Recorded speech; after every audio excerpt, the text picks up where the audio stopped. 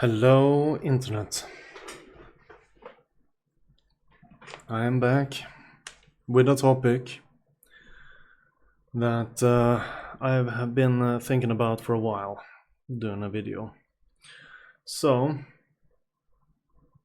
it's about bullying and what is considered to be bullying, and the difference in views of what it actually is. So there's an interesting difference even in languages that can make a difference to what bullying actually is. So to make an example here, I'm gonna make the difference between English and Swedish. So if you look at this, bully is an English word, and it usually is one person. It's not a group. It's a bully. It's one person that you need to deal with as a bully. You know, most of the times when I listen to English people or TV shows or stuff like that, you usually form a group and go for that one person and basically bully them, but as a group. So it's no one's the good guy, really. Anyways, in Swedish we don't have bully. We have no word for bully. There's no one bully. We only have mobbing. So you in the Swedish language, you need a mob. You need to have a group of people to bully. So you can't have a bully, but you can be part of mobbing. So somebody is getting mobbed. You know?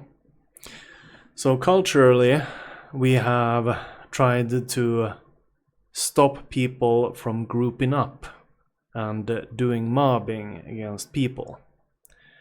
So if you look at old racist stories about like lonely colored people, and then you have like hordes of white people going after them, you know, or something like that. That's mobbing.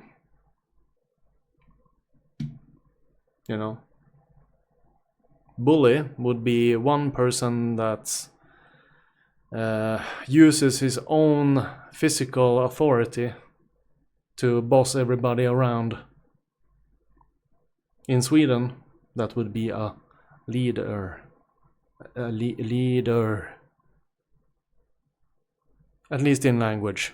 Most people are weak that lead today. They only have money. Anyways.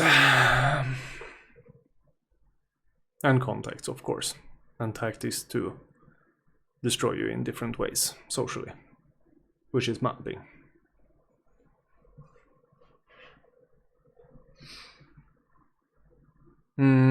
This goes in a circle. When you look at how they try to work with this in the workplace, it's a lot different from how they worked with it in schools. So when I was younger and went to school, and when I've been older in the workplace, I can say it's like two different worlds. And there have been a lot of changes in rhetoric and in the rules, and there's just a bunch of opinions on the topic, and I would say it's become a mess, because in the rules everything is bullying. So it doesn't matter if you have a bully or if you have a group of bullies mobbing, everything is bullying. So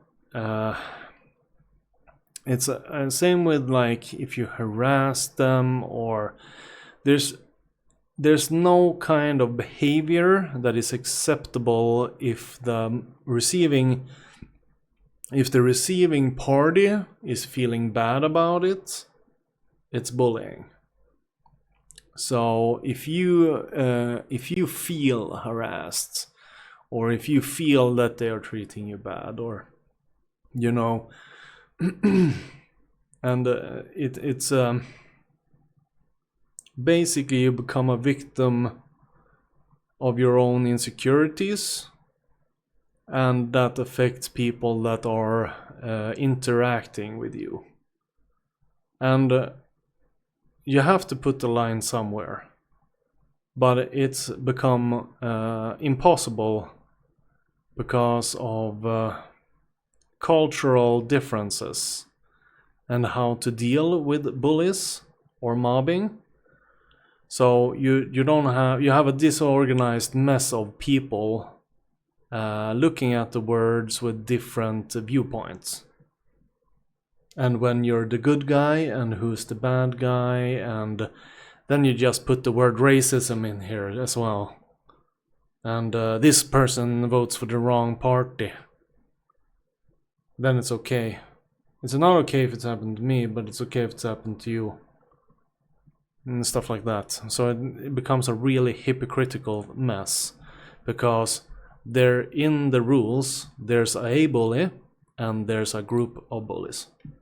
So everything is bullying if someone gets their feelings hurt. And the workplaces themselves are like psychotic messes where everybody is trying to trip each other because they want to their family members or friends to get the job instead of you, or they don't like you, so they want you to get fired so they don't have to meet you again because you're spending 8 hours together. So the ones talking about bullies and mobbing and don't know at all what tolerance is, because they want to do this to you in one or another way, either by themselves or with a group of people that they organize in some fashion. Usually by shit talking and, well, who knows how sociopaths work. But it's a shit circle. If you're a boss at a workplace, let's say you have one bully versus one group of bullies. You know, there's no one who is innocent. They're all acting like shit. So you have these people acting like shit, and then you have this person acting like shit. And then you think, well, who started this? And everybody blames the other party.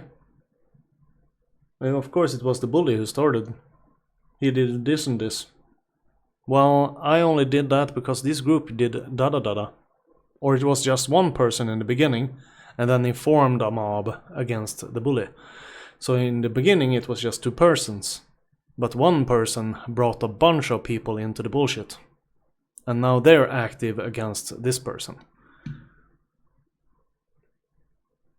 So who's the bigger sociopath or bad person?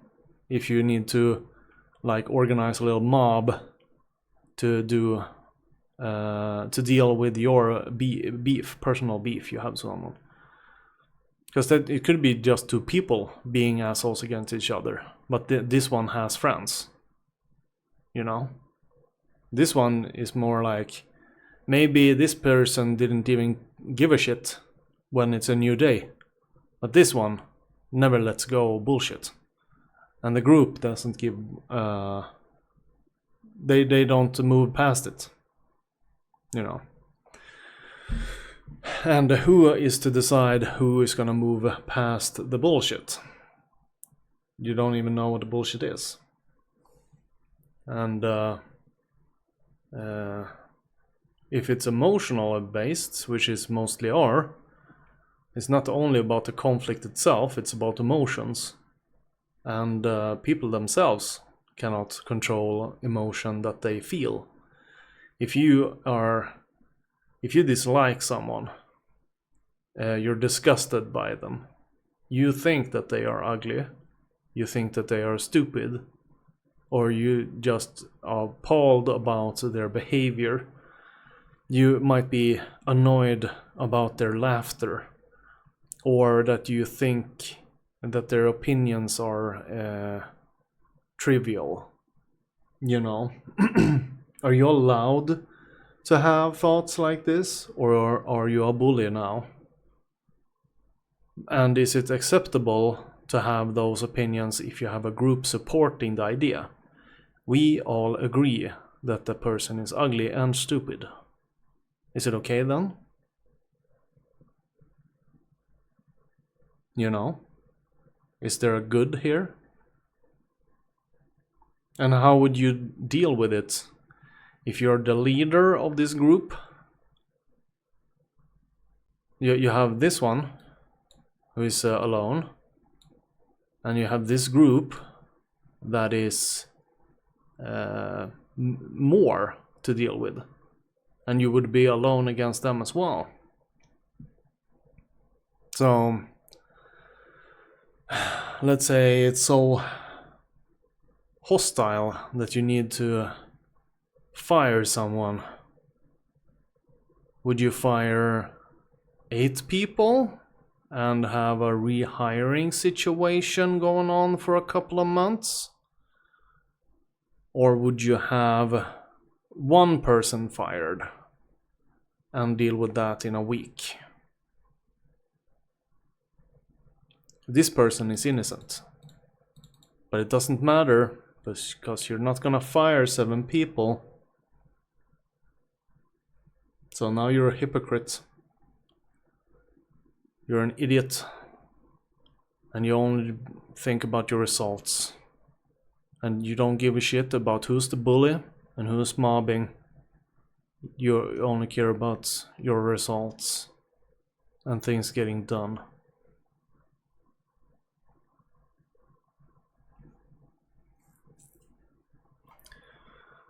Well, that's some thoughts I've been thinking about bullshit surrounding bullying.